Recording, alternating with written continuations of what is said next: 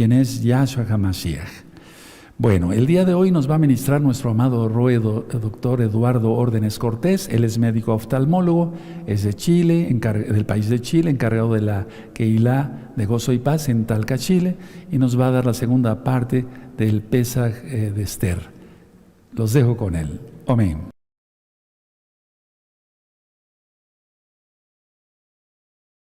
Shalom, Urajá, amados Sahim Viajayot de la Quijilá Mundial, Gozo y Paz.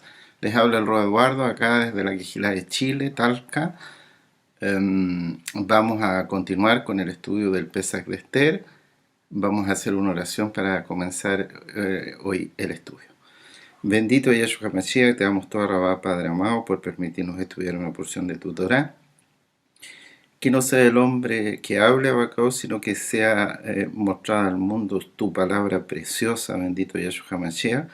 Toda Rabá, bendito Rey del Universo, Main Dios Main.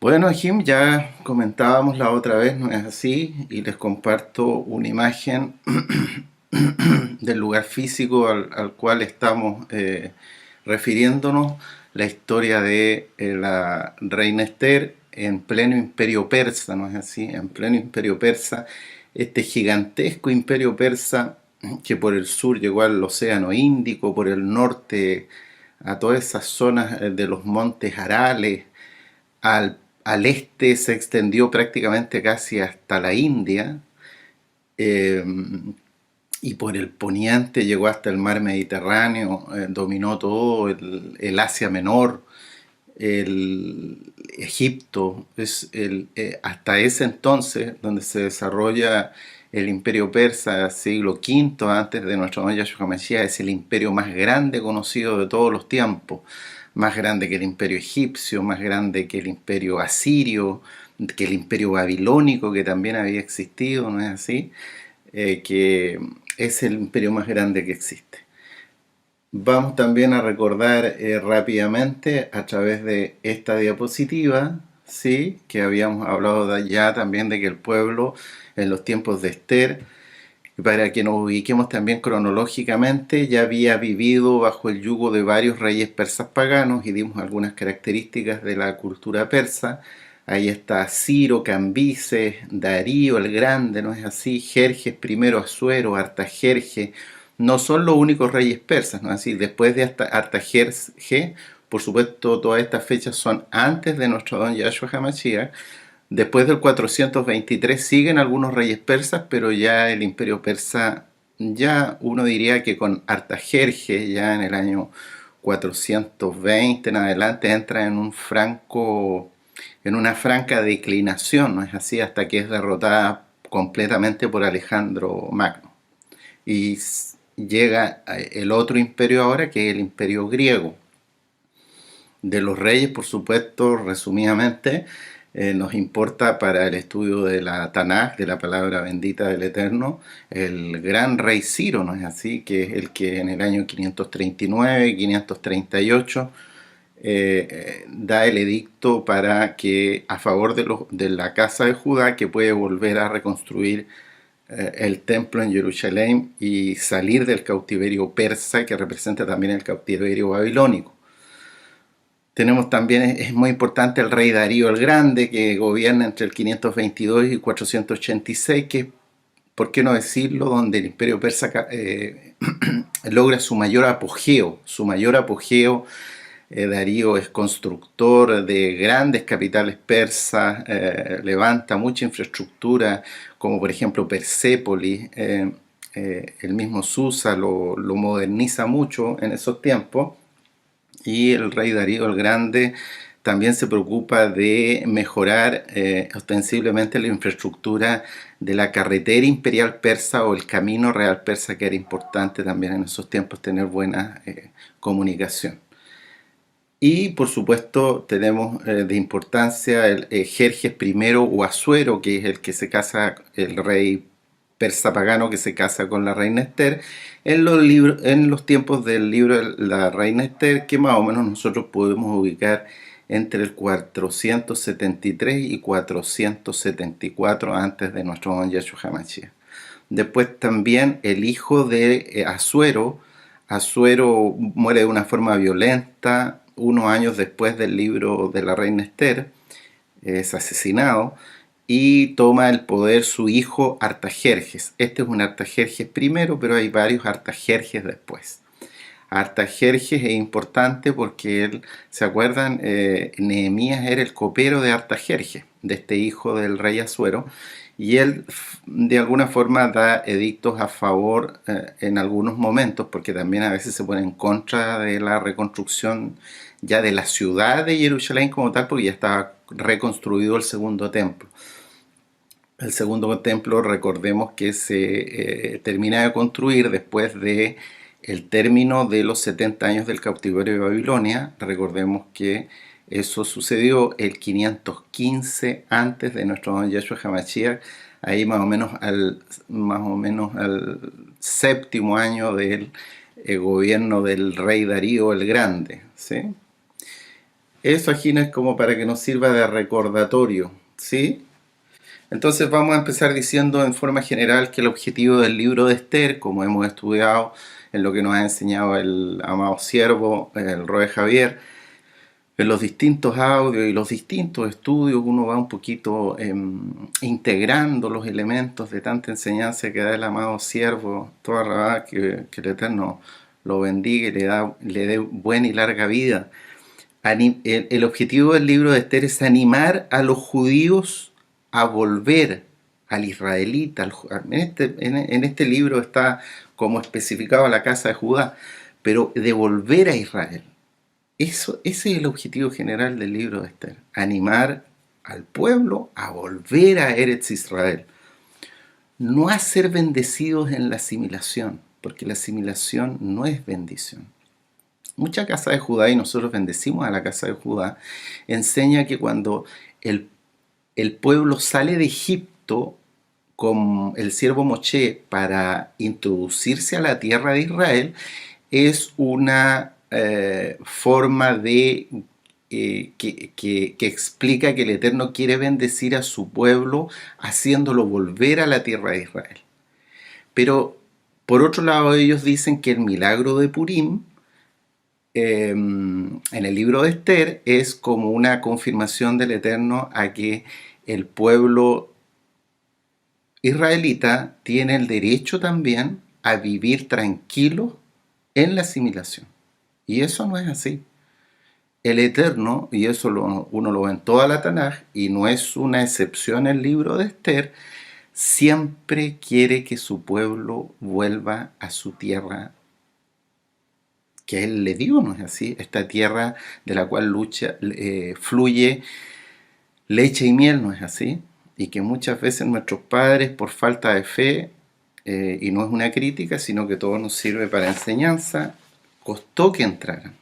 Porque cuando el creyente tiene menos fe, el camino se hace más largo. Y el Eterno quería introducir en los tiempos de Egipto, de Moshe, al pueblo en unos días, en un par de semanas, a Eretz Israel, pero el pueblo, por su falta de fe, demoró 40 años en entrar a la tierra. Lo mismo vemos aquí en el libro de Esther, en la historia preciosa del libro de Esther, que el pueblo también, por sus problemas de fe, le cuesta salir del cautiverio persa y salen tristemente solo remanentes. Un remanente con Zorobabel, otro remanente incluso mucho más pequeñito con Esdras y después otro remanente pequeñito con Nehemías. Y estos remanentes pequeñitos de Esdras y Nehemías, por supuesto que llaman la atención, porque son remanentes que tenían fresca la historia de Esther. Lo que les quiero decir es que después de Esther, debió haber ido con ese tremendo milagro que hizo el Eterno, debieron haber vuelto todos a Eretz Israel, pero no fue así. Siempre es un remanente el que se guarda y está dispuesto a salir del yugo de la esclavitud en Pesaj, ¿sí? Entonces, él ahora vemos que se muestra al creyente y espera cómo nosotros de alguna manera reaccionamos, y por eso en el Eterno se mostró al pueblo, me envió a su siervo Moshe y dio instrucciones que se tomara del Pesaj. Pero él después espera, él es paciente, nos da libre albedrío y esperó que el pueblo untara con el dintel de sus puertas con la sangre de cordero y llevara y obedeciera todas las instrucciones que el mismo Elohim de Israel había dado a través de su siervo Moshe. Lo mismo pasa en Persia. ¿No es así? Él se muestra en forma fuerte con un edicto de muerte, porque se levanta un perverso, el perverso Amán, y Asuero también, que no lo hacía nada de mal, pero también era un varón perverso. Y él permite, porque todo esto, recuerden que todo se mueve con el permiso del Eterno, y el Eterno le da permiso a que se manifiesten los demonios de estos perversos y declaren un edicto de muerte para la casa de Judá en los tiempos de Esther. Y el Eterno ve cómo reacciona su pueblo. Grande tiene que haber sido el gozo de nuestro Abacadosh, que a pesar de que el pueblo de la casa de Judá hubiera estado en el corazón del paganismo persa, en la misma capital imperial persa, Susa, con reyes paganos e idólatras, dados al vino y a la lujuria, el Eterno vio con agrado que se levanta por providencia divina esta mujer bendita que es Esther, y se transforma, como habíamos dicho, en un prototipo del Mashiach, y está dispuesta a dar su vida por el pueblo. Aleluya. Entonces ahora en estos tiempos también el Eterno como que al creyente nos escoge por su inmensa compasión sin nosotros tener ningún mérito, y como que Él espera. ¿Qué espera? Si realmente hemos hecho un teshuva genuino y si lo vamos a amar y a seguir como fieles discípulos. ¿Y cómo Él lo sabe? Primero en nuestro pensamiento, como nos ha dicho el siervo, nos ha enseñado el siervo, y después en la acción de guardar sus mandamientos. Y por eso en el Evangelio de Juan dice: si me amáis, guardad mis mandamientos. Entonces, si bien es cierto, no tiene de malo celebrar Purim, ¿sí? Lo dice la Tanakh, que podemos, por supuesto, leer la bellísima historia del libro de Esther, donde el Eterno, por su inmensa compasión, liberta al pueblo, haciendo un gran milagro a los ojos no solo del pueblo, sino que de todas las naciones. Podemos hacer una rica comida, estar gozosos de que el Eterno es bueno y da salvación en Pesaj a su pueblo. Podemos incluso hacernos hasta regalos, como dice la Tanaj en el libro de Esther. Pero hay que tener mucho cuidado en la celebración de Purim, porque tiene mucho mandamiento rabínico que no está en la Tanaj y que son costumbres paganas, como por ejemplo el disfrazarse. El disfrazarse es contrario a la Torá. El disfraz es por qué no decirlo, un elemento oscuro que usa el ser humano, y tiene un concepto de esconder la identidad. Y el Eterno quiere que estemos a cara descubierta, exaltándole, sea con lloro o alegría, pero que estemos con nuestros rostros descubiertos, ¿sí? Sin levadura, ¿no es así? Entonces, lo importante es entender que, si bien es cierto, la fiesta de Purim es una cosa, no está dentro de las 7 fiestas principales que el Eterno da. Y en el libro de Esther uno se puede preguntar por qué está Purim y no están las otras fiestas. Es que están las otras fiestas porque el Eterno es perfecto, y uno tiene que entender, y eso es lo que vamos a ver ahora en este tema, que la libertad para el pueblo en el libro de Esther fue dada en Pesaj, ¿sí? No en Purim.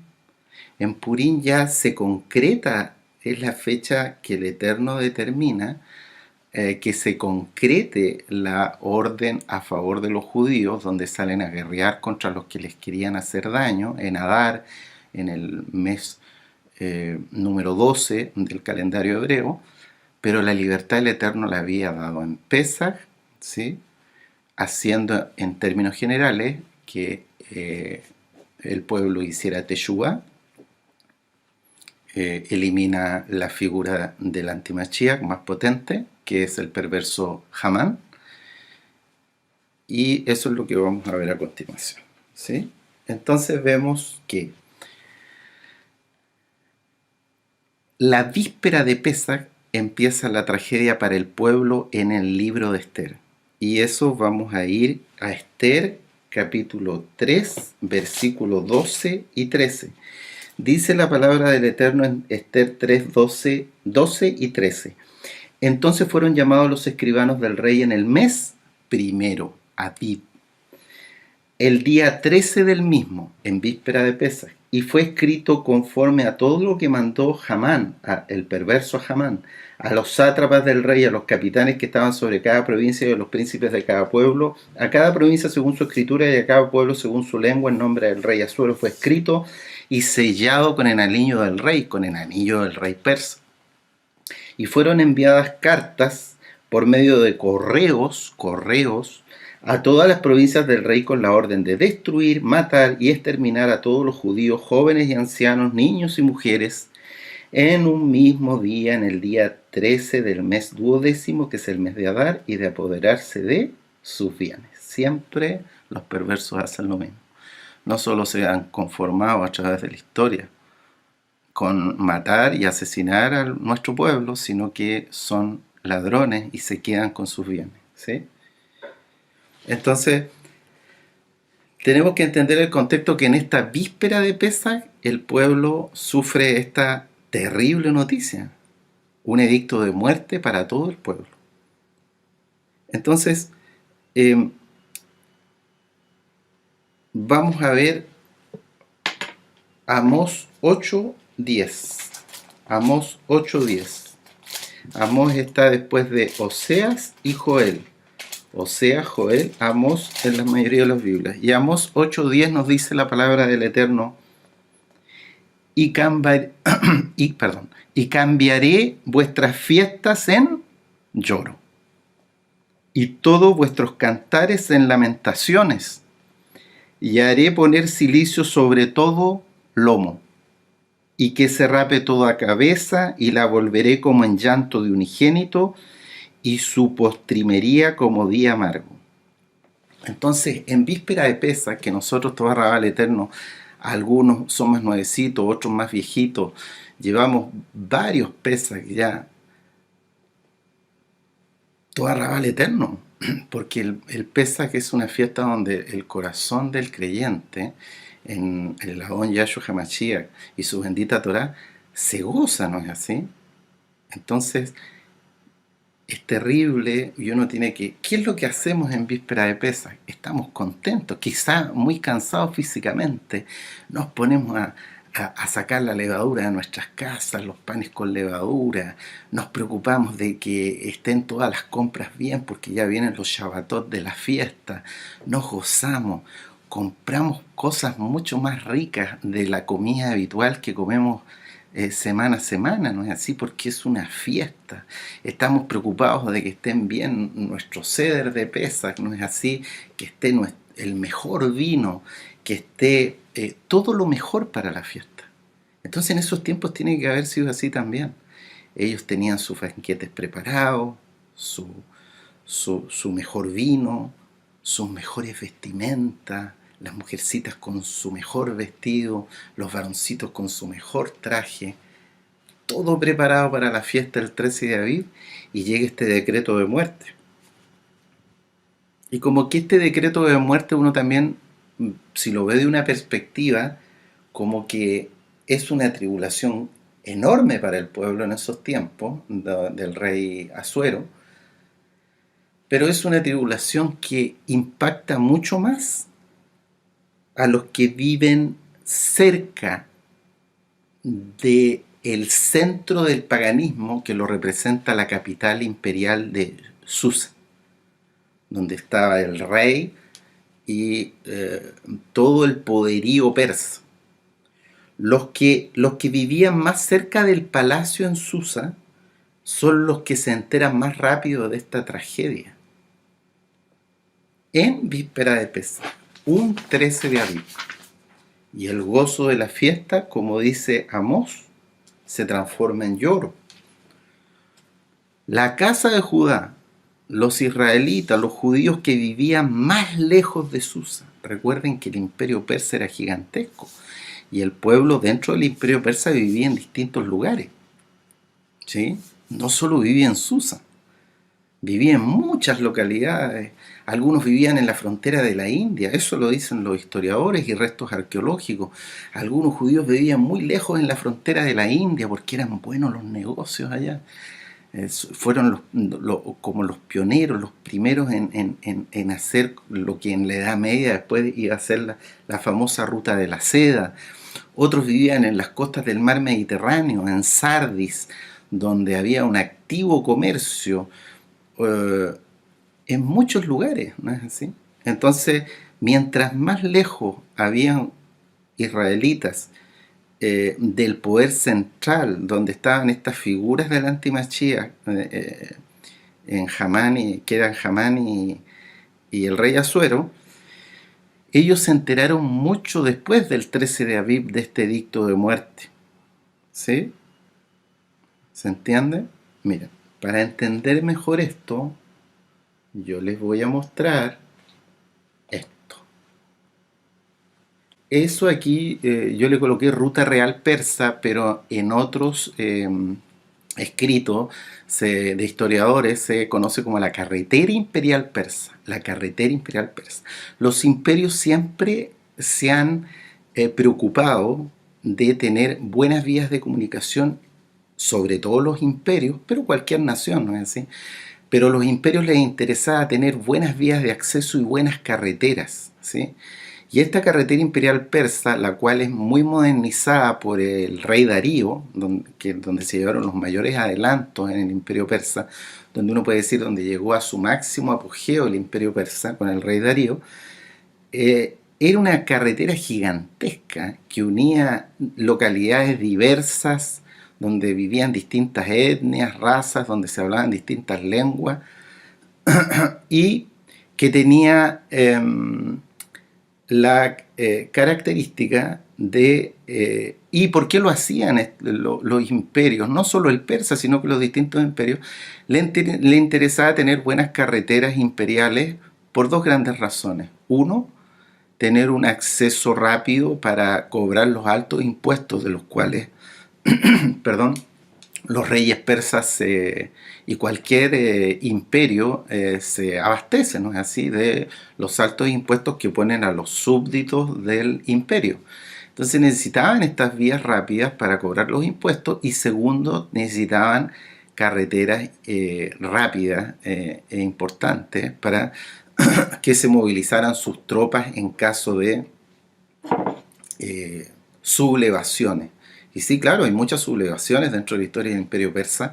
Estoy hablando no de guerras, que son famosas las guerras médicas con los griegos, sino que estoy hablando de sublevaciones al interior del imperio. Entonces, todas estas azonadas, estos intentos de sublevación de algunos tribus eran rápidamente aplastadas, pero gracias a que el ejército persa podía llegar rápidamente a través de estas carreteras imperiales persas a los lugares donde habían problemas. ¿Sí?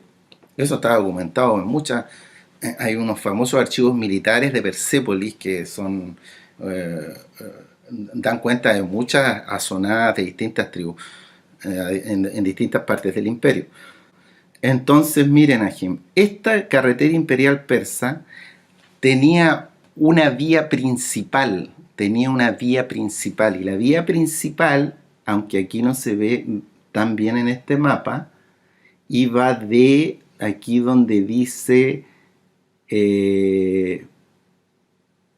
Elam, en el centro del mapa dice Elam, ahí abajito está Susa, pero lo vamos a ver mejor en esta otra diapositiva que les preparé. Miren, Susa. Era una carretera imperial que iba para todos los lugares, pero tenía una vía principal que es la que está con líneas rojas. Este era el punteado rojo, era como el ramal principal de la carretera imperial persa. Y iba desde Susa hasta Sardis, ¿sí? Y eso no por casualidad, era porque era la ruta comercial fundamental para el abastecimiento del imperio persa. ¿Sí? De Susa a Sardis, la distancia eran 2.700 kilómetros, ¿sí? Sardis, y los invito a repasar el tema, es muy interesante.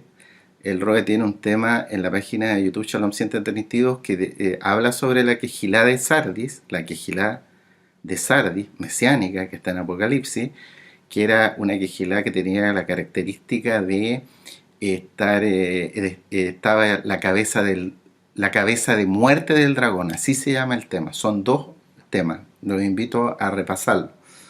¿Por qué había ahí la cabeza del dragón de muerte? Una de las razones, no la única, era que había mucha plata, mucha riqueza. Muchos judíos, y eso los historiadores, una de las sinagogas más grandes, una de las quejilot más grandes en Asia Menor es la quejilá de Sardis. Están las ruinas hasta el día de hoy, ustedes pueden ver fotos en internet de la quejilá de Sardis. Era gigantesca, medía más o menos como unos 80 metros de profundidad y unos 15 metros de ancho. Están las ruinas hasta el día de hoy.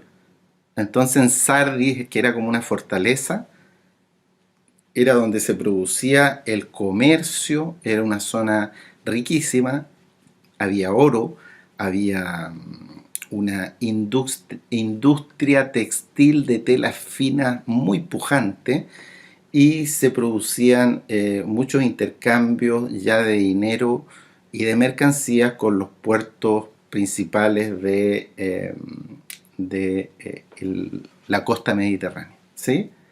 Entonces, ¿por qué preparé este mapa? Porque una de las características también de Darío es que Darío construye, por decirlo, arma lo que es considerado hasta el día de hoy el primer correo postal, ¿sí? Bien organizado, bien hecho, ¿sí? de cartas. ¿Y qué característica tenía este correo postal? Este correo postal tenía la característica de que Darío el Grande implementó un sistema de postas de jinetes con caballos que llevaban los mensajes dentro del imperio persa, ¿sí? Entonces, ¿cómo era este sistema? Era un sistema de estaciones, o sea, no es como a uno se le podría ocurrir que un solo jinete con un solo caballo recorrían, por ejemplo, si tenían que entregar un mensaje rápido de Susa hasta Sardis, que eran 2.700 kilómetros, no iba el mismo caballo ni el mismo jinete. Ellos establecían, hay diversos cálculos, pero más o menos cada 20 kilómetros, había una estación donde se entregaba el mensaje como en una posta. ¿Han visto las carreras en las postas? ¿No es así que se le pasa el testimonio a otro corredor y sigue el otro corredor? Lo mismo acá, no solo se cambiaba de caballo, sino que se cambiaba de jinete, no seguía el mismo jinete. Entonces siempre estaban con un sistema que iba como una verdadera posta con el caballo descansado y el jinete descansado, ¿sí? Entonces, este sistema permitió, reconocido como el primer correo postal bien organizado en la historia, por ejemplo, de los correos. Ustedes pueden ver la historia de los correos, va a decir uno de los primeros en la antigüedad, un correo postal bien establecido, el correo de los persas, ¿sí? Tenían buenos caballos además, ¿no es así? Los caballos persas era fuerte, era bueno para como todo terreno, por decirlo, ¿sí? Y era veloz además. Son caballos, como decíamos la otra vez, muy hasta el día de hoy, que son muy famosos, por decirlo, sus características físicas. Entonces, miren, para que ustedes entiendan, por ejemplo, porque hay muchas otras vías, aquí puse dos vías, una con rojo, que era la vía de Susa a Sardis, y otra con amarillo, que era la vía de Susa a Jerusalén. Pero habían vías, las carreteras también iban mensajeros, caballos con jinetes con los mensajes de distinto tipo. En este tema, por supuesto, estamos hablando del libro de Esther, del edicto de muerte dado por el perverso Amán, son repartidos en todas direcciones con distintos jinetes a través de este correo postal bien establecido por el rey Darío. Entonces, miren, todos los estudiosos dicen Y aquí les voy a mostrar esto en esta otra diapositiva que sale, miren, ese caballo era un correo postal, pero eran varios jinetes que recorrían la distancia de Susa a Sardis. De Susa a Sardis, 2.700 kilómetros. Se calcula que el correo persa, que era un correo muy efectivo y rápido, recorría esta distancia de 2.700 kilómetros aproximadamente en 7 a 10 días. Esa es la ruta principal. Por supuesto que habían otros correos que en esos, con los cuales salían los edictos de los reyes persas. Ahora el que nos interesa es el edicto de muerte que da el perverso Amán, con el sello del anillo del rey Asuero. Salían en distintas direcciones, hacia el norte, hacia el este, pero una de distancias largas era de Susa a Sardis, ¿sí? De Susa a Sardis. Y aquí tenemos este otro caballito del correo persa que debió haber llevado el correo hasta Jerusalén, ¿sí? Jerusalén. Entonces, ¿qué les quiero decir yo con esto, amados Ajim? Que para que uno entienda, los que sufrieron, por decirlo, este terrible Pesaj en los tiempos de la reina Esther, fueron los judíos que vivían en Susa. Y mientras más cerca del palacio del rey pagano Asuero vivían, más rápido se enteraron. Por lo tanto, toda su fiesta de Pesaj fue amargada. Toda su fiesta de Pesaj. Y los que vivían más lejos fue al revés. Entonces uno puede decir, por ejemplo, que los yehudí que ya estaban en Jerusalén con 1000 problemas, ¿no es así? Porque siempre el enemigo se levanta cuando el pueblo quiere restaurarse. Ellos restauraron el templo, restauraron la ciudad, restauraron los muros, pero el Pesaj gozoso, porque habían salido con Zorobabel y vivían ya lejos, habían salido del cautiverio persa, para que ustedes me entiendan.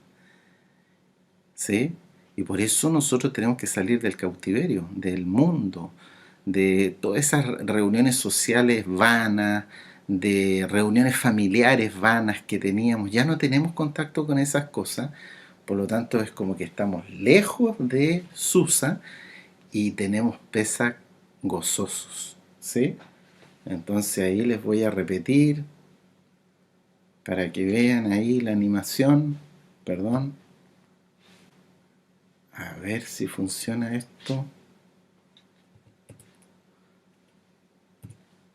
Ahí está. En Susa, 13 de Aviv, reciben la mala noticia del edicto de muerte de Hamán y parten los correos a las distintas localidades donde habitaban los distintos habitantes de este gigantesco imperio persa, y parte el caballo hacia Sardis, donde se deben haber enterado después del 21 de Aviv.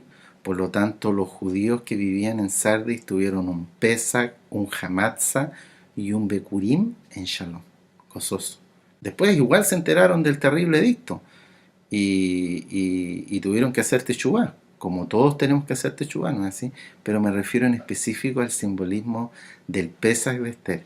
Los que vivían más cerca del paganismo, representado por la capital imperial persa, con estos dos prototipos del antimachía, tuvieron, por qué no decirlo, más de que arrepentirse, más techubá.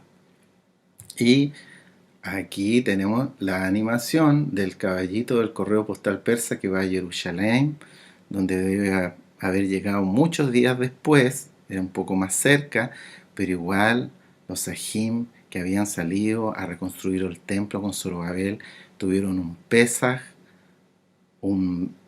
al menos un primer Shabatón de Hamatza y un Bikurim tranquilos y gozosos. Y quizá ya llegando el segundo Shabatón de Hamatza, llegó la mala noticia, ¿sí? Eso me interesa comentarles. También llama la atención que de alguna forma el Eterno usa los caballos como simbolismo de tribulación muchas veces. Y no vamos a ir para allá para que no, por el tiempo. En Shemot 14, Éxodo capítulo 14, versículo 9, vemos que este prototipo del antimachiach, Faraón, va detrás del pueblo atribulándolo, persiguiéndolo para darle muerte con sus caballos y sus carros, ¿no es así? Lo mismo ahora los caballos persas en este Esther 8:10, en este Esther, en esta víspera de Pesach, van a través de caballos entregando este decreto de muerte que había declarado el rey persa y el perverso Amán. También vemos de alguna manera en Apocalipsis que los sellos son abiertos y quienes llevan los sellos de juicio para estos últimos tiempos, también caballos, ¿sí? Entonces, aquí vamos a ver el Pesaj, estamos viendo el Pesaj de Esther. Y como nos enseña el amado siervo, el Roe Javier Palacio, en los libros de en los libros de Esther, perdón, y en Pesaj también, que tenemos muchos lindos de Pesaj, con distintos estudios, el pueblo en Susa vivió, ¿por qué no decirlo?, un Pesaj terrible. Y es en Pesaj donde se desencadena todo. Víspera de Pesaj, 13 de Aviv, y después viene el ayuno de la reina Esther, que dura, no es así, 3 días, y eso se produce el 14, 15 y 16 de Aviv. En el mismo Pesaj y en el mismo Shabbatón de Hamatza hasta Bikurim. 14, 15 y 16 de Aviv. Entonces vamos a ir para allá, a Esther 4, versículo 1 al 3. Dice la palabra del Eterno: luego que supo Mordejai todo lo que se había hecho, rasgó sus vestidos. ¿Se vistió de qué? De cilicio y de ceniza, y se fue por la ciudad clamando con grande y amargo clamor, y vino hasta delante de la puerta del rey, pues no era lícito pasar adentro de la puerta del rey vestido de cilicio. Y en cada provincia y lugar donde el mandamiento del rey y su decreto llegaba, tenían los judíos gran luto, ayuno, lloro y lamento. Cilicio y ceniza era la cama de muchos. Entonces vemos que en Esther, la reina Esther, que es un prototipo del Mashiach y está dispuesta a dar su vida por el pueblo, dice en Esther, en el mismo capítulo 4, versículo 16, ve y reúne a todos los judíos que se hallan en Susa. Nos dice la Tanaj todos los judíos que se vivan en el imperio persa, ¿no es así? Ni siquiera dice todos los judíos que vivan en el reino de Elam o a 50 kilómetros alrededor de Susa, no. Solo los que vivían en Susa, dice la Tanaj, y ayunad por mí, continúa el versículo 16, y no comáis ni bebáis en 3 días, noche y día, yo también con mis doncellas ayunaré igualmente, y entonces entraré a ver al rey, aunque no sea conforme a la ley persa, y si perezco, que perezca. Ella está dispuesta, esta mujer valiente, que el Eterno levanta por providencia divina, a dar su vida por el pueblo. ¿No es así? Entonces vemos que el Pesaj de Esther es un Pesaj triste, donde dice la Tanaj, aquí lo acabamos de leer, que hubo luto, hubo ayuno, hubo lloro, hubo lamento, hubo cilicio, que es esta arpillera, este saco que se ponía el pueblo, y eso está en distintas partes de la Tanaj, que estaba hecho de un pelo de cabra, que tiene el pelo grueso y se ponía en contacto con la piel como una prenda interior, en señal de profundo duelo y tristeza, ¿sí? Dormían muchas veces con ellos y andaban todo el día con ellos, en señal de tristeza, ¿sí? Ese es el cilicio. y cenizas, ¿no es así? También como señal de profunda tristeza, dolor y luto, y eso también está en muchas partes de la Tanaj. El pueblo no solo eh, se ponía ceniza sobre sus cabezas, sino que también dormía en sus camas sobre ceniza, ¿sí? Y eso, historias tenemos, hasta el siervo Job, cuando es herido con llaga y está con dolor y lamento ante todo lo que le está ocurriendo, él dice que se sienta sobre ceniza, ¿no es así? Y así hay muchas historias en la Tanaj. Esta es una de ellas, ¿no es así? Entonces el Pesaj de Esther, hay luto, hay ayuno, hay lloro, hay lamento, hay silicio, hay ceniza. Tremendo. Es un simbolismo, es como decir, mientras más cerca de la idolatría, hijo mío, nos dice el Eterno, así vas a tener los pesajes.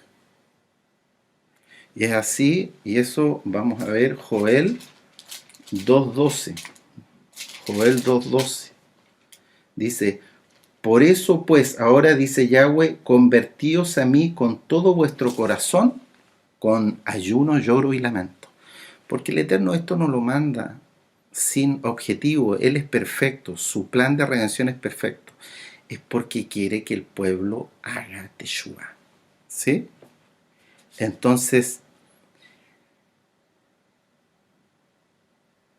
tuvieron en ese Pesaj tristemente luto en vez de tener alegría. Y nosotros hemos sentido toda rabada al Eterno esa alegría en las grandes fiestas de Pesaj que el Eterno nos ha permitido disfrutar por su inmensa compasión. Tuvieron ayuno en vez de gozar de los banquetes y manjares que cada familia judía en Susa y sus alrededores había preparado para esta gran fiesta de Pesaj. Ayunaron 3 días y 3 noches. Solo tomaron de Pesaj, en que deben haber comido un pedacito de matzá y las hierbas amargas, que aumentaban más su tristeza. Ni siquiera vino consumieron, porque si, como nos ha enseñado el siervo, el vino en Pesaj fue introducido por un sabio judío de nombre Gilel, y después el mismo Elohim encarnado, Yahshua HaMashiach, no reprueba esa costumbre que había agregado el sabio Gilel en los tiempos cercanos a nuestro Yahshua HaMashiach, y él también lo toma en la institución de Pesaj, ¿sí? Entonces solo matzá y hierbas amargas. Vieron muchas familias judías como sus banquetes preparados en 3 días, 3 noches, la verdad que se echaron a perder. Empezó a salir mal olor de los manjares porque la comida se echa a perder, ¿no? Se pudre. De lo que uno debiera tener y lo que quiere el Eterno para sus hijos que se guardan es que en Pesaj lloremos, pero lloremos de alegría. Pero ellos tuvieron un lloro profundo de tristeza, de dolor en el corazón. El Eterno quiere que lloremos de alegría en Pesaj, y eso lo vemos nosotros en esta misma época del Imperio Persa, en el libro de Esdras, que está antes del libro de Esther, antes de Esther y Nehemías, está el libro de Esdras, y vamos a leer ahí en Esdras 3, 12 al 13, dice la palabra del Eterno: y muchos de los Kohanim, de los levitas y de los jefes de las casas paternas, ancianos, que habían visto la casa primera, se refiere al primer Bet Hamikdash, viendo echar los cimientos de esta casa, se refiere a cuando ya están echando los cimientos del segundo Bet Hamikdash, lloraban en alta voz, mientras muchos otros daban grandes gritos de alegría, y no se podía distinguir el pueblo el clamor de los gritos de alegría de la voz del lloro, porque clamaba el pueblo con gran júbilo y se oía el ruido hasta de lejos. Es como pasa muchas veces cuando una persona está muy alegre, muchos quizá, ¿por qué no decirlo? Y si no es una crítica, son un poquito más emocionales, y cuando tienen unas alegrías enormes comienzan hasta a llorar. Y uno como que a veces puede hasta dudar y decir, oye, ¿a esta persona le pasa algo? ¿Está llorando de alegría o está llorando de pena? Estaban llorando de alegría en esta historia donde ya ponen los cimientos del segundo Bet Hamikdash, tanto que se confundía el júbilo de las grandes risotadas con el llanto, pero era un llanto de alegría, ¿no es así? También eso lo vemos en Esdras 6, 21, 22.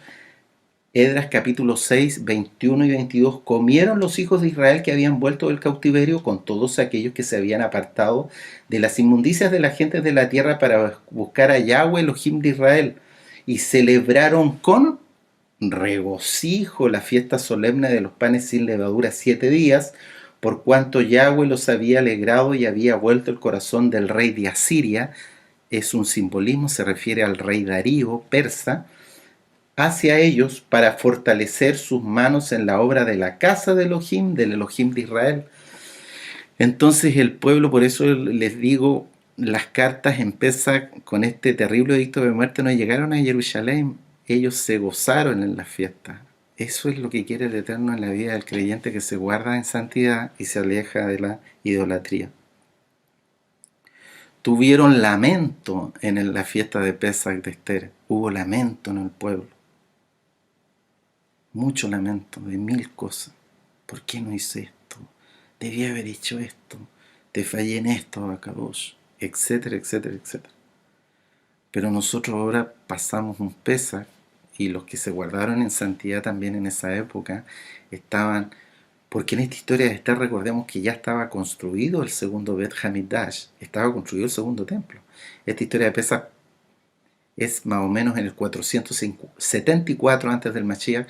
El Mishkan ya estaba construido el 515 antes del Mashiach. Ya habían pasado casi 40 años. Entonces, el sentir de los que estaban adorando en la correcta dirección que quería el Eterno y habían vuelto del al cautiverio persa hacia Eres Israel, era una sensación del que todo arrababa a Kadosh, no me falta nada. ¿No es así? Y hay un tema muy lindo del Roe que también les recomiendo ver, que se llama ¿Qué te falta? ¿Se vistieron de qué? Como leímos anteriormente, de silicio. De silicio. Pero los que estaban más lejos de idolatría, en Jerusalén y otros lugares, se vistieron de sus lindos vestidos que habían comprado fuera de Shabbat para sus mujeres, para unos trajes lindos para sus niños, ¿sí? Para celebrar la gran fiesta de Pesach con gozo y alegría. Se pusieron muchos Yehudim en Susa ceniza, no solo sobre sus cabezas, sino que para al acostarse. Pero el pueblo que no sufrió este Pesach terrible, los que estaban más lejos de Susa, que representa la mayor de las idolatrías, se habían perfumado sus cuerpos para recibir la gran fiesta de Pesach, bien limpiecitos y perfumaditos, ¿sí? ¿Cuál es el sentimiento? Deben haber habido muchos sentimientos en este Pesach para los judíos que estaban en Susa, pero uno de ellos puede haber sido lo que pasó con el profeta Jonás, ¿te acuerdas? Es como un decir, Abba, tan mal nos hemos portado que nos estás tratando casi como el rey Nínive y su gente, que eran una nación pagana. De alguna forma sí, porque uno ve que la historia de Jonás, vamos a ir para allá, ligerito, rápido, Jonás capítulo 3, versículo 4 y 6. Ellos sabían la historia de Jonás, claro, porque Jonás había sido mucho antes que Esther, que la historia de Esther, y en Jonás capítulo 3, versículo 4 al 6 dice, Jonás capítulo 3, versículo 4 al 6, dice la palabra del Eterno, y comenzó Jonás a entrar por la ciudad camino de un día y predicaba diciendo, de aquí a 40 días Nínive será destruida. Y los hombres de Nínive creyeron a Elohim y proclamaron ayuno, igual que en el Pesach de Esther. Y se vistieron de cilicio igual que en el Pesaj de Esther, desde el mayor hasta el menor de ellos, y llegó la noticia hasta el rey de Nínive, y se levantó de su silla, se despojó de su vestido, o sea, quiere decir que rompió sus vestiduras, desgarró sus vestiduras, igual que Mordejai, y se cubrió de cilicio y se sentó sobre ceniza, igual que en el Pesaj de Esther. ¿Sí? Entonces es, como decir ahí, terrible, tan mal nos hemos portado que nos está llegando el mismo juicio de Nínive. Es como que el Eterno, en vez de decirle al pueblo, de aquí a 40 días Nínive será destruida, es como les dijera, de aquí al mes de Adar, o de aquí a 11 meses más, la casa de Judá será destruida, y todos los judíos e israelitas que vivan en los límites del imperio persa. Terrible. Y por eso el Eterno hizo que muchos movieran su corazón y hicieran un teshuva genuino. Muchos en este Pesaj terrible que vivieron, sobre todo en Susa, como dijimos, en la capital del imperio, deben haber dicho en el fondo de su corazón, y deben haber llorado y lamentado el que sus padres no hayan subido. Muchos de ellos ya habían muerto, en Persia incluso. Nuestros padres debieron haber subido con Zorobabel. Muchos viejos incluso puede que todavía hayan vivido en los tiempos de la reina Esther, casi, y conocían a Zorobabel. Lo habían visto salir con la frente en alto, con gozo en su corazón. Porque aunque no está escrito en la Tanaj, uno de muchos paralelismos que hacen, no vamos a verlo porque si no se nos alargaría mucho el tema, uno ve que Zorobabel lo más seguro es que sale con el pueblo en Pesaj, en Aviv. Lo mismo, y eso sí que está escrito literalmente en la Tanaj, en Edras, si después quieren lo buscan, sale con otro remanente chiquitito a subir a Jerusalén. Eso está en Edras capítulo 7 versículo 9, dice que Edras sale en la víspera de Pesaj. ¿Sí? Entonces, ellos vieron y ellos se deben haber lamentado. ¿Sí? Hay que entender también que en esta historia de Esther, en Susa, tienen que haber habido 3 grupos de casa de Judá, de judíos en Susa. Uno eran los judíos que vivían en Susa y no subieron a Jerusalén, como marca la Torá, a celebrar la fiesta de Pesaj, porque como lo dijimos anteriormente, el segundo templo ya estaba construido. Hay otro grupo de judíos que vivían en Susa y subieron a Jerusalén. Y hay otros judíos ya, el remanente fiel que hablábamos en el capítulo anterior. Hay judíos que subieron con Zorobabel, que habían salido del cautiverio persa hace rato. ¿Sí? Entonces muchos de los judíos que estaban en Susa deben haber lamentado y haber pensado, pero qué tonto fui. Mi primo, mi papá me invitó, mi primo, mi papá que vivían en Susa, Yohanan me invitó, me insistió, mira, ya que no fuimos con Zorobabel y no hemos subido a Jerusalén y no hemos quedado aquí en nuestros negocios en Persia, en nuestras comodidades en Persia, el Eterno igual nos ha bendecido, no nos ha faltado nada acá en Persia, subamos a la fiesta de Jerusalén. Y ellos sabían que muchos de sus familiares habían subido a Jerusalén en los tiempos de que viene este Pesaj de Esther. Es como lo que nos enseña el Roe, invitación aceptada o invitación rechazada. Hay un tema muy lindo del Roe que habla sobre la invitación rechazada, ¿no es así? Donde el siervo nos exhorta. Muchos de ellos rechazaron la invitación de sus familiares, de muchos de sus familiares que vivían en Susa y habían al menos subido a Jerusalén con sus manos llenas, porque el Eterno nos manda a no presentarnos con las manos vacías en su fiesta, y subieron a Jerusalén a orar al templo, porque había templo, ya estaba el segundo Bet Hamidash con todos sus servicios de adoración funcionando plenamente. ¿Sí? Hoy, tristemente, no solo la casa de Israel y la casa de Judá, sino que todas las naciones, la humanidad entera, no quiere guardarse en santidad y quiere seguir apegada al mundo, al pecado, a las tinieblas, a las huestes demoníacas que se levantan con más fuerza cada día.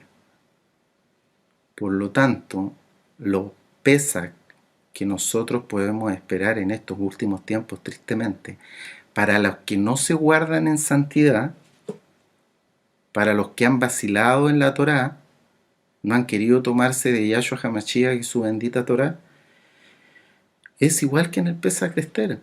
Va a haber en estos Pesach, en estos últimos tiempos, para los que no se guarden en santidad, va a haber ayuno, lloro y lamento. Ayuno porque va a haber escasez y hambruna. Y aunque esa gente que no se guarda en santidad o esté en visiones mesiánicas light, o tome ciertas cosas de la Torá y otras no, va a querer hacer un banquete en Pesach, pero no va a poder porque va a haber escasez y hambruna. Va a estar operando con fuerza como ya está operando y cada vez va a operar con más fuerza como nos ha enseñado el siervo, el tercer y cuarto sello. La escasez, la peste y la hambruna. Va a haber mucho lloro, pero nosotros, aunque veamos cosas terribles y que ya las estamos viendo, vamos a llorar de alegría en Pesaj. Aleluya, aleluya. Tristemente, la gente que no se guarda en santidad va a llorar, pero va a llorar y van a lamentarse, igual que en el Pesaj de Esther, básicamente de estar desnudos. Me refiero a la parte espiritual, desnudos espiritualmente en Pesaj. ¿Sí? Entonces el Eterno, ¿qué es lo que quería el pueblo en el Pesaj? Quisieran un techubá genuino. Como dice el profeta Isaías, vamos a ir cortito para allá, Isaías capítulo 58, versículo 6, dice el Eterno. ¿No es más bien el ayuno que yo escogí, desatar las ligaduras de impiedad, soltar las cargas de opresión y dejar libres a los quebrantados, y que rompáis todo yugo? El Eterno eso esperaba del pueblo, que con estos remesones, por decirlo, rompieran, como dice la segunda, la última parte de este pasuk, rompieran con el yugo persa. Pero tristemente, muy pocos estuvieron dispuestos a romper con el yugo persa. ¿Sí?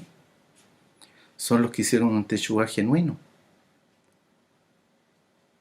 Para que no tengas un Pesach de Esther, y no es que nosotros, que el Eterno nos libre de estar criticando a los judíos que vivieron en Susa, todo nos sirve de enseñanza, como hemos dicho, para no tener un Pesach como lo tuvo Esther, no tengamos contacto con el mundo. Así veremos los milagros de Pesach, así como cuando el Eterno abrió el mar de los juncos, así como el Eterno le quitó el sueño al rey Asuero y hizo que vieran las crónicas y sale la historia de Mardoqueo y pasa milagrosamente Mardoqueo de estar con una sentencia para la horca a ser recibido con honores y puesto, por qué no decirlo, a la mano derecha del rey persa. Vamos a ver los milagros de Pesach. Y en estos últimos tiempos, los que nos guardemos en santidad, los milagros de Pesach los vamos a ver como nos enseña el siervo, en que no va a faltar el pan, no va a faltar el agua ni la leche para nuestros niños. Llevándolo al tema de Pesach, y es por eso que el Eterno ha puesto palabra profética en el siervo y nos ha mandado no digo que sea la única razón, sino que uno de los elementos que el Eterno puso en el corazón del siervo, que guardemos vino, ¿no es así?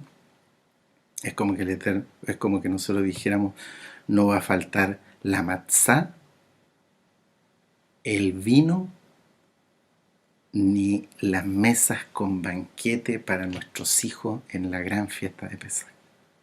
Aleluya. Eso es lo que quiere el Eterno darnos. Pero es a veces el hombre el que es rebelde y se resiste a ello. Entonces aquí vamos a ver que después de esta angustia que vive el pueblo en los tiempos del Pesaj de la reina Esther, sigue la angustia por 70 días más. ¿Sí? Sigue la angustia por 70 días más, y eso tiene un significado, tiene varios significados, pero recordemos, como nos enseña el Roe en los audios de Esther, en los videos del canal YouTube Shalom 132, que son 3 videos donde el Roe pasuk por pasuk nos explica el libro de Esther. Sabemos que la ley persa no podía ser derogada, ¿no es así? Los edictos que llevaban el sello del anillo del rey persa de turno, como le pasó a Daniel, al profeta Daniel, capítulo 6, versículo 15, no podían ser derogadas. Y por eso Daniel es llevado al foso de los leones, ¿no es así? Lo mismo en el libro de Esther, no podía ser derogada la ley persa, por lo tanto ellos tienen este Pesach, Hamatza y Bikurim muy terribles, 14 y 15 y 16 de Aviv, sobre todo los que vivían cerca de la capital imperial Susa, y ellos hay 70 días después que van desde ese 13 de Aviv al 23 de Sivan. El 23 de Sivan vamos a ir a Esther 8:9, es el momento donde se puede dictar, como no se podía borrar el primer decreto, es dado un decreto extra donde de alguna forma se anula o se permite a la casa de Judá que se defienda. Vamos a ir a Esther ahí 8:9, ya vamos a ir terminando. 8:9, dice la palabra del Eterno: entonces fueron llamados los escribanos del rey en el mes tercero, Sivan,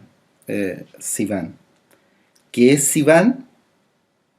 Aquí dice, entonces fueron llamados los escribanos del rey en el mes tercero, que es Sivan, a los 23 días de ese mes, y se escribió conforme a todo lo que mandó Mordejai a los judíos y a los sátrapas, a los capitanes, a los príncipes de las provincias que había desde la India hasta Etiopía, 127 provincias, cada provincia según su escritura, y a cada pueblo conforme a su lengua, los judíos también conforme a su escritura y lengua. Y en el 11 dice, que el rey daba la facultad a los judíos que estaban en todas las ciudades para que se reuniesen y estuviesen a la defensa de su vida, pronto a destruir y matar y acabar con toda fuerza que viniese contra ellos, y aún sus niños y mujeres, y apoderarse de sus bienes. Y eso ya es Adar Purim. Pero la libertad ya había sido dada en Pesaj. Eso es importante que nosotros entendamos. Por eso son 7 las fiestas principales.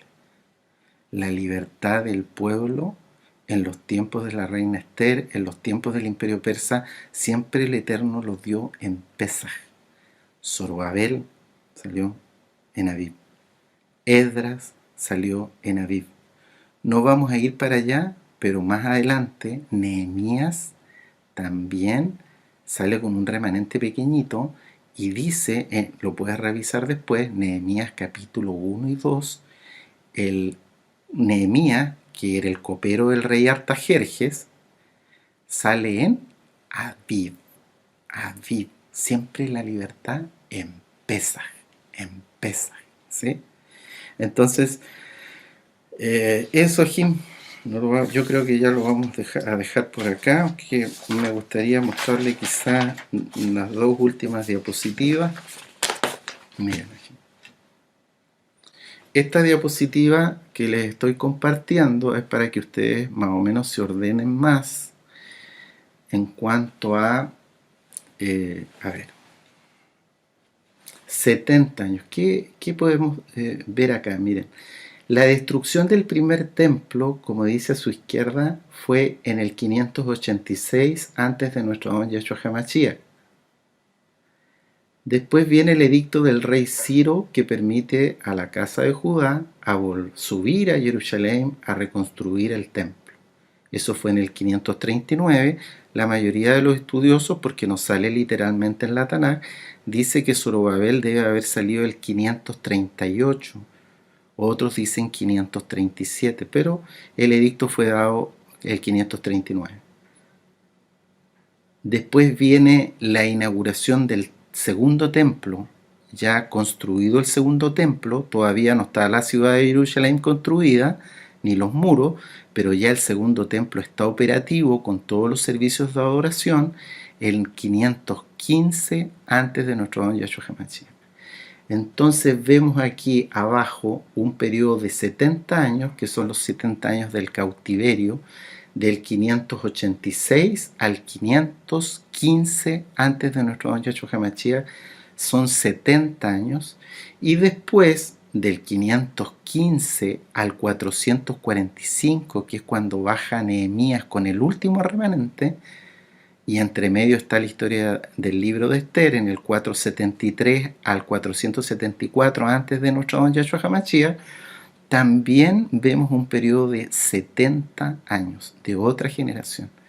Es como que si el Eterno aquí nos mostrara en toda esta historia dentro del imperio persa que también hay como dos generaciones, ¿no es así? Así como hubo una primera generación en el desierto con Noé, después hubo la segunda generación es la que entra a Eretz Israel. Lo mismo aquí, uno se encuentra con dos generaciones de 70 años, ¿no es así? Porque como dice, y lo hemos estudiado y lo digo muchas veces con el Moré, con el Roe de Palacio, el Salmo 90, versículo 10, dice, la generación de un hombre son 70 años, son 70 años. Entonces aquí vemos el tiempo de dos generaciones. La primera generación baja con Zorobabel, sube con Zorobabel a Jerusalén, y la segunda generación sube con Esdras y Nehemías a Jerusalén. En ambas generaciones hay remanente. Y aquí está simbolizado el 70, que el cielo nos viene ministrando hace varias enseñanzas atrás, en la recta final, es que es súper importante el número 70, porque el 70 es el número de los himnos, ¿sí? 70 semanas están determinadas para tu pueblo, 70 años es una generación, 70 días el cielo nos está enseñando que van a obrar las copas de la ira. No es casualidad, Jim, no es casualidad. Aquí vemos dos generaciones de 70 años. Hoy podemos decir lo mismo en la vida, que tanto los nuevecitos como los que somos más viejitos en la Quejilá hemos visto que hemos tenido dos generaciones en la Quejilá. Tristemente, la primera generación se ha ido en su mayoría, y viene ahora ya la segunda generación de nuevecitos, ¿no es así? Nuevecitos. Y es lo que nos enseñaba el siervo la otra vez. La primera generación que tiene su remanente fiel, a Yahim y a Hayod, Kadoshim y Kadoshot, que el Eterno los bendiga mucho, que se han mantenido fieles primeramente al Eterno, pero también al siervo que ha levantado el Eterno en estos tiempos, y a su amada Quejilá, ¿no es así? Que es la esposa del Mashiach. Entonces vemos estas dos generaciones, y en esta segunda generación vienen nuevecitos que hay que ayudarlo, que puede que les cueste más, los tiempos están peores, más como en Sodoma y Gomorra, y hay que esperar que también, no hay que esperar, el Eterno así lo determina. En esta segunda generación de nuevecitos también va a haber un remanente fiel que el Eterno determine que vayan al Natsal. Y por último, ahora sí, por último, ya se nos ha alargado harto la administración, por último les voy a compartir esta diapositiva que ven en pantalla, donde en la diapositiva anterior, me olvidaba también, 70 años fueron determinados de cautiverio para el pueblo, ¿no es así? Para el pueblo en Babilonia. 70 después de nuestro don Yahshua HaMashiach, a los 70 años fue destruido el segundo templo en Jerusalén. ¿sí? Entonces el 70, como dice el siervo, número de Elohim, está por todos lados. A veces está literalmente, otras veces un poquito más escondido, como esta diapositiva anterior en que yo les mostraba las dos generaciones que uno ve en estos tiempos del Imperio Persa. Después voy a volver a la anterior. Después de Nehemías, ya sabemos nosotros que el Eterno es bueno y compasivo, grande en compasión, grande en misericordia, ¿sí? Como dice la Tanaj, pero ya después de esto, ya sabemos nosotros que estuvo el Eterno, ocultó su rostro 400 años de su pueblo, hasta que vino el más grande de los profetas, más grande que Moshe, que fue Yohanan ben Zakariyahu, anunciando la venida ya de Mashiach y Yahshua, el mismo Elohim encarnado, que iba a dar su vida en Pesaj, que es nuestro Pesaj máximo. Entonces estos ya son los últimos tiempos en el Imperio Persa, donde el Eterno todavía, a través de sus siervos los profetas, se muestra al pueblo, y ya después vendrían, después de este 445, bueno, la historia va un poco más allá porque estuvo varios años, aquí 445, 444, entre el 444 y 445 antes del Mashiach es cuando Nehemías sale de Jerusalén apoyado por el rey persa Artajerjes, ¿no? Así que era el copero del rey. Sale también en una Biblia, ¿no es así? Entonces también uno sale en Pesaj y también hace Teshuvá en el gran Nehemías, ¿sí? Nosotros no le llegamos ni a la suela de Nehemías, pero incluso el gran Nehemías estaba de alguna forma en el cautiverio persa, y el Eterno no quería eso. Y es lindo, y ustedes lo pueden leer después en casa en Nehemías capítulo 1. No solo el Eterno despierta y escoge a Nehemías, que era el copero del rey, para esa misión de animar otra vez al pueblo y bajar con otro remanente chiquitito a ayudar y la función que cumple Nehemías es fundamental, sino que él hace Teshuvá.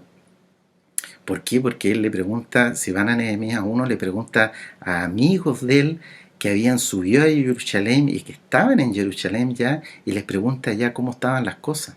Y los amigos, sus hermanos, les dicen que están con problemas, que están destruyendo el muro, que han destruido las puertas, etcétera, etcétera, etcétera, que tienen mucha, mucha resistencia de los antisemitas que siempre a través de la historia han existido.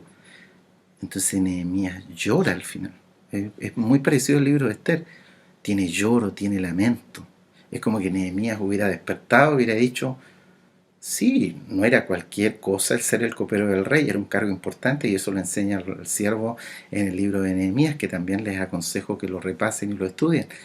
Pero es como que Nehemías, es un decir, hubiera dicho, yo debiera estar con mis hermanos y subir a Jerusalén. ¿Qué hago aquí atendiendo a este rey pagano perverso que no tiene nada que ver conmigo ni con mi pueblo? Y el Eterno, por providencia divina, usa al gran Nehemías para también hacerlo subir a Jerusalén, y por providencia divina, este rey pagano persa no solo le permite subir, sino que lo hace gobernador de Judá. Y ya después de que pase el tiempo de Nehemías, vienen estos 400 años de silencio del Eterno con su pueblo, hasta la venida del Salvador del mundo, nuestro Redentor, nuestro Elohim, nuestro Mashiach, Yahshua HaMashiach, quien es el mismo Yahweh. ¿Sí? Y por último, Jim, y ahora sí que vamos terminando porque se nos ha alargado harto la administración, vamos a también analizar esta última diapositiva, donde yo les quiero mostrar también que en el Pesach de Esther, o si ustedes lo quieren también decir, en el libro de Esther, el Eterno también nos muestra sus benditas fiestas, las fiestas del Eterno.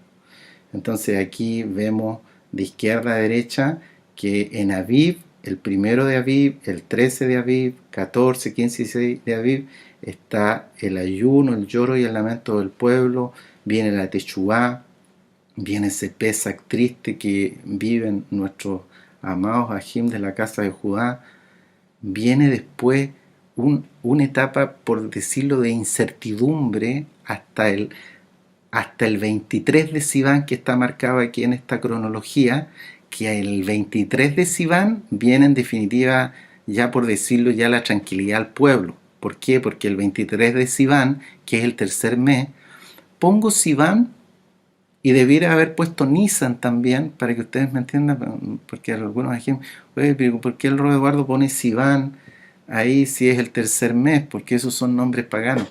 Pero el libro de Esther nos demuestra que el pueblo estaba tan asimilado y se asimiló tanto en Babilonia y en Persia.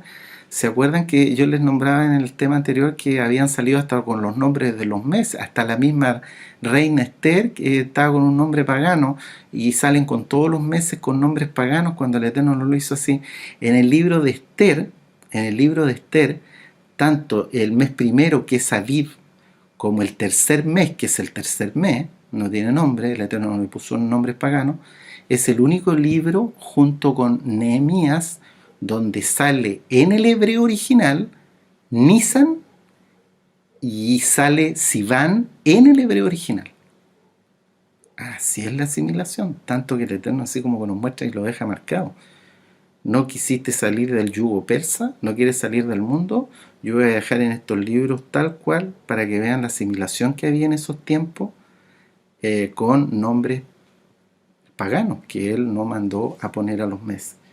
Así sale, dice 23 de Sivan, dice el original hebreo, entendemos que es el 23 del tercer mes, y viene este edicto a favor del pueblo para que se pudiera defender y destruir a aquellos que les querían hacer daño. Y ahí el pueblo descansa y ya dicen, bueno, nos vamos a preparar para la guerra que viene en Purim.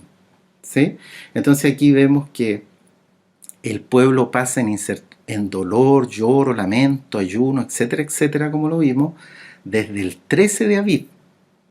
Pero la incertidumbre, la angustia, sí, se mantienen por 70 días, dice la Tanakh.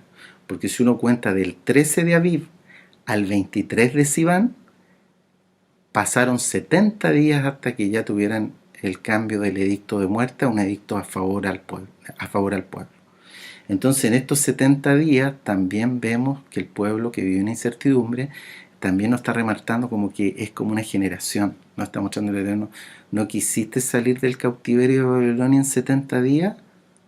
Mira, en 70 años, perdón, yo te mandé a salir de Babilonia a los 70 años, ¿no quisiste? Mira, yo te voy a dar incertidumbre y angustia 70 días, como ejemplificando una generación. Y es así que ellos pasaron, no solo, estoy hablando específicamente en el libro de Esther, no solo pasaron un Pesaj, una víspera de Pesaj terrible, sino que un Pesaj, un Hamatzah, un Bikurim, una cuenta del Homer, también lo pasaron en angustia en ese año del Pesaj de Esther, en el libro de Esther. Una cuenta del Homer en incertidumbre, en angustia el pueblo.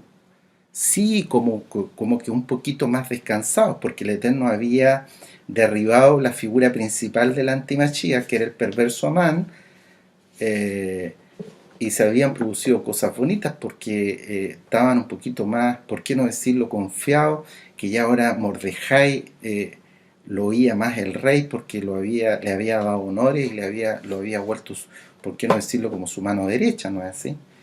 Pero así todo había angustia, porque no se sabía que los edictos persas no podían ser cambiados y qué iba a pasar entonces con este edicto, y eso se levanta recién después de los 70 días. Es como que el Eterno también nos está diciendo a nosotros, sobre todo, y tenemos que tener cuidado, Ayahim, no te creas la gran cosa, no te llenes de orgullo, que Yahshua HaMashiach reprenda todo eso, esas cosas feas, el orgullo del hombre, y ahora viene Pesaj, ¿no es así? No te creas que porque llevas muchos años en la Torá y que has estudiado las parashot y como que sabes mucha Biblia, ¿no es así? Etcétera, etcétera. No, ten cuidado, Ajín, porque el Eterno desprecia el orgullo del hombre, ¿no es así? Entonces es como que el Eterno nos dijera aquí, porque ya, así como lo veíamos en el correo imperial persa, ya la orden después de estos 70 días habían llegado las cartas a través del correo postal persa a todo lugar recóndito del imperio persa donde habían judíos. Había llegado a Sardia, a Jerusalén, a muchos lugares, a todo lugar donde habían judíos, y ya no solo casa de Judá, sino que también algunos israelitas, pocos que todavía vivían y no habían sido tan dispersados en esos tiempos a todos los 4 puntos de la tierra. ¿Y para qué? Para que también hiciéramos Teshuvá, ¿no es así? Porque la Teshuvá tiene que ser algo continuo, porque no somos perfectos, solo nuestro Yeshua HaMashiach es perfecto, y nosotros, si bien es cierto, ya no pecamos voluntariamente, sino más bien tenemos que estarle pidiendo constantemente en un Teshuvá genuino al Eterno perdón por nuestras tonterías, estupideces que cometemos, ¿sí? ¿O tú no cometes tonterías y estupideces? Claro que las cometimos, y muchas veces todos los días. Por lo tanto, tenemos que tener primeramente un corazón circuncidado, que el Eterno venga un pensamiento, no solo una acción, como la otra vez nos decía el Rue, ¿ah? Que los pensamientos son acciones, que ven nuestro pensar, el pensamiento del publicano, que siempre estamos dispuestos a arrepentirnos, a hacer teshuvá, y eso es lo que muestra el Eterno también en esta generación de 70 días donde el pueblo está en incertidumbre en esos tiempos, de que todo el pueblo haga teshuvá. No porque yo, por ejemplo, es un decir, es un simbolismo, que yo hubiera bajado bajo las órdenes de Zorobabel, me creyera la gran cosa a los hermanos que habían quedado en Susa. Mira, yo sí que soy un buen creyente, porque yo sí que soy otra cosa. Entonces el Eterno como que de alguna forma dice, cuidado, cuidado, sí, tú eres un remanente fiel, has sido un remanente fiel, bajaste a las órdenes de Zorobabel cuando yo lo determiné a los 70 años, pero cuidado, cuidado, mira que no caigas, mantente en humildad, mantén tu concupiscencia apagada, etcétera, etcétera, etcétera. Y eso es lo que tenemos que hacer en nuestra vida creyente todos los días, ¿sí? ¿Sí? Entonces, aquí están también, ¿por qué no decirlo un poco escondidas, las fiestas del Eterno y nuestro bendito Mashiach Yahshua, ¿sí?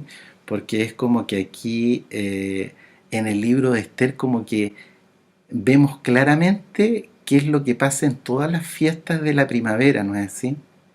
Y es que se nos enseñaba en esta quejilá, en muchos audios, que el Eterno vino a cumplir las fiestas de la primavera. Vino nuestro bendito Yahshua como el Cordero de Pesach, vino como Hamatza, y vino como Bikurim, porque Él es la primicia de la resurrección, ¿no es así? También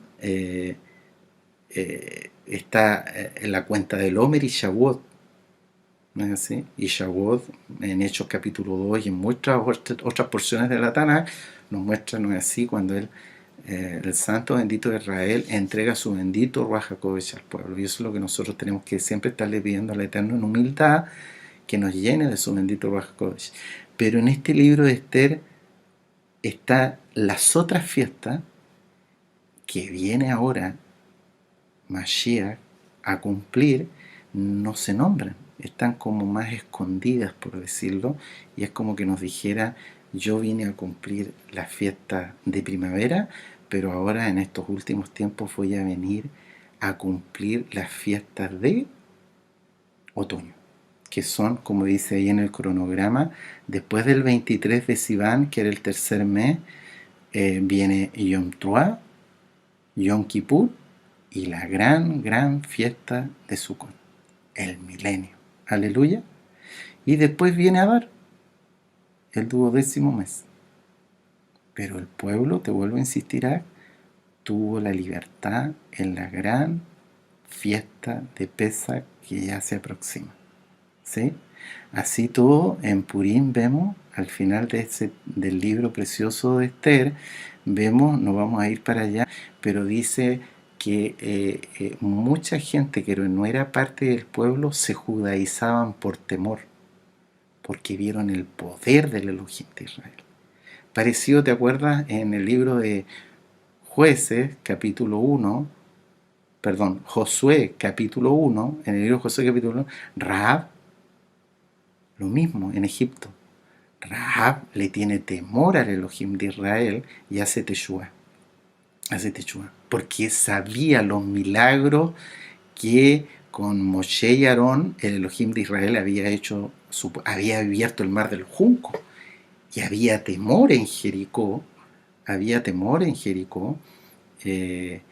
al Elohim de Israel, y muchos por temor se convertían.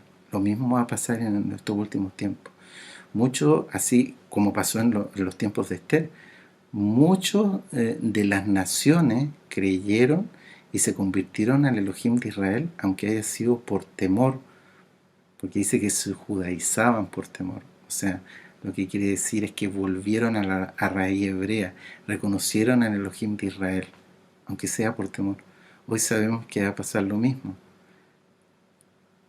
No sé si decir tristemente, pero hay muchos que se van, no es tristemente, se van a salvar, ¿no es así? Pero va a ser por temor en los últimos tiempos, muchos van a ser decapitados, pero aunque sea por temor, en los últimos tiempos lo importante es estar en la salvación eterna.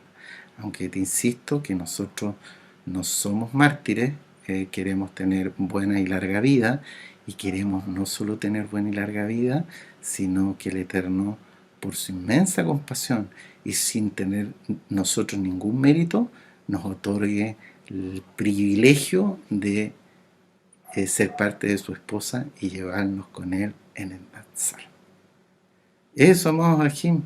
Aquí terminamos el tema. Se me hizo, discúlpenme, un poco largo, pero bueno, todo sirve para aprender, y cualquier detalle que quieran, yo voy a subir la administración con las diapositivas para que tú las tengas y las puedas ver en casa y gozarte. Que el Eterno les bendiga mucho, y les mando un gran y afectuoso saludo, un gran abrazo a los varones antes de Pesaj, saludos respetuosos a Hayod, y que haya mucha alegría en nuestros niños en esta gran fiesta de Pesaj del 2023 que ya viene. Shalom, Urajod, amados Ajim, les deseo lo mejor. Aleluya. Aleluya.